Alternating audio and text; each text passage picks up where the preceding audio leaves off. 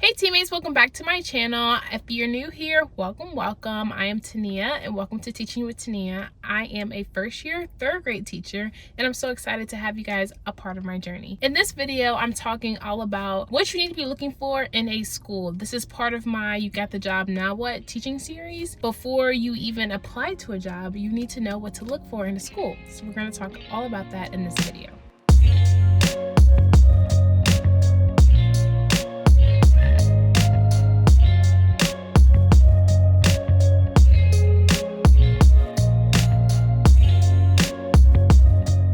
First off, I am doing a video in my car, sort of like a car chat, which is really nostalgic for me because I have not done a car chat since my student teaching days. If you want to watch some of my student teaching videos where I was basically vlogging back and forth to school, be sure to check those out. And I'm on spring break, so hopefully you guys are having a great spring break as well and taking care of yourself.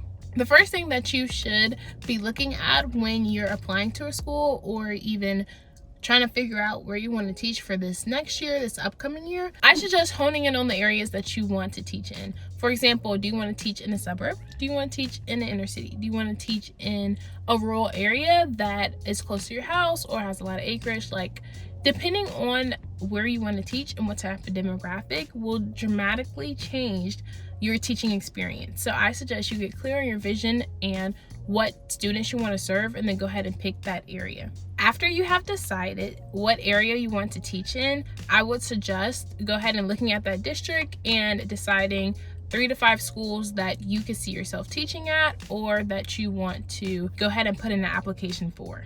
The second thing you need to do is go ahead and look at the school report card. I suggest doing as much research as you can on the school, especially before you go ahead and submit your application, and see like what are their test scores or how are the ratings at that school. Whatever you can do to familiarize yourself with the school, because if you do end up getting an interview with them, you want to go ahead and obviously talk about their school's demographic or their school goals or where they're at as a school. And of course, schools want to keep improving.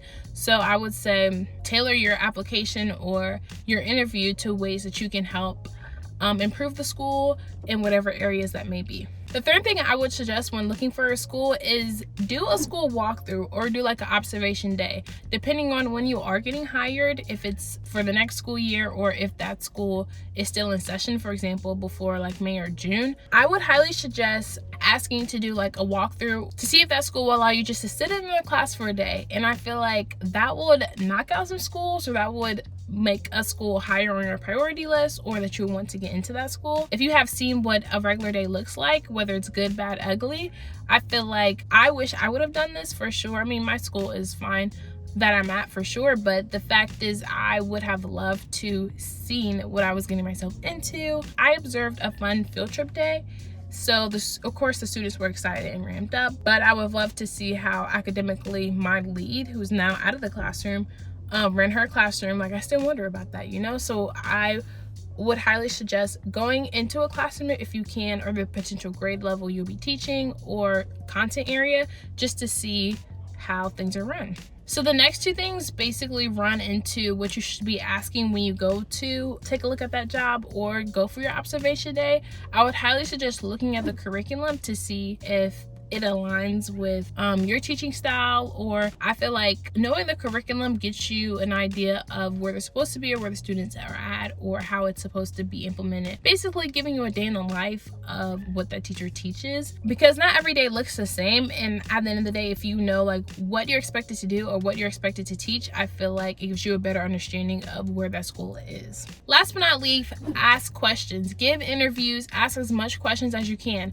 I would say ask current staff questions about how things are run in the school, whether it's special education or where do you go if you need support, or how do you even make copies, or what do you do on days when you're not feeling it, or how do they stay motivated. Like, for example, during my interview, I asked my interviewee, what does it look like to collaborate with other teachers, or how will I be supported as a first year teacher? Because to be honest, some schools do give support, and to be honest, some schools don't give support. For example, I asked how often does the ELA team meet, and we meet once a week, which was really beneficial for me and has been the success of my career. I feel like meeting with my ELA team once a week has kept me afloat this year, so I know what's expected of me, and then also things that I just literally don't know, or I feel like how can I teach this better, or with progress monitoring, because so many things that you need a team for. I don't want you to feel like teaching is lonely, so definitely ask about what supports they may have. If you're not satisfied with those teachers' answers, then I would suggest asking even like a partner teacher, someone above you or below you,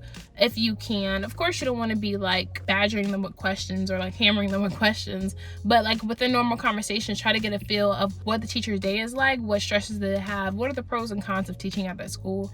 Sometimes, of course, teachers will tell you things just to get you in, but I feel like it's better to start your career off on the right foot by asking as many questions as you can. And also, while you're doing your observation day, interview the students if you have a chance, like, hey, do you like going to school, or what was your favorite part about going to school, things like that, to see how the students feel about the environment that they're in. As you may know, students are brutally honest, so they will tell you probably the good and the bad things they do like or don't like. And of course, everybody has a different experience, so take all of the answers with a grain of salt, because if one student or one teacher is not having a good experience at that school, I don't want you to just go ahead and knock it off your list, because everybody has a different experience. But at least you know like the goods and the bads, and sometimes the ugly. But in the field of education, I tell you guys all the time, like, you definitely have to be built for this. And I feel like having a school that supports you and has your back is like nothing else you could really ask for, especially with the admin that supports you as well, has been amazing. So I want you guys to be able to find a good school as well. And last but not least, of course, this isn't a part of the 5 things, but I highly suggest you praying where to be, because like I have mentioned before in other videos, we are in a teacher shortage. You have to figure out where you can see yourself best, or what's the best fit for you that you think where you could be most successful at. I feel like with prayer and just talking to God about your decision, because ultimately he knows where you should be best. And of course, there are going to be pros and cons that you have to deal with, but as I mentioned before, what is on your deal breaker list? Sometimes you do have to make sacrifices to get what you want in the end. For example, not every school's going to be perfect. So for me, I just need a lot of support or a lot of like collaboration. Like that was really high on my priority list. If a school doesn't have that, I don't want you to just knock it off the list, because they may have a lot of other things that may be going really well for them. So basically what I'm saying is there's going to be some give and take, especially with the education system. So I don't want you to be like, oh, this school's bad because of this, this, and this. But also like try to look at the school as a whole picture and see how you can help improve the school with your expertise, because yes, we want to teach and get paid for it, but also like teaching is an active service, and I view teaching as a ministry. If you can find a school that matches up with your philosophy, that would be best. Comment down below if you're looking for a job or you have found a school that you are going to teach at. I would love to leave some encouragement for fellow teachers that are looking for a job down below. And if you are nearing graduation, if you are a senior in college, student teaching, I would love to hear about that as well. Thank you guys so much for watching. I'll see you guys in my next video. Peace.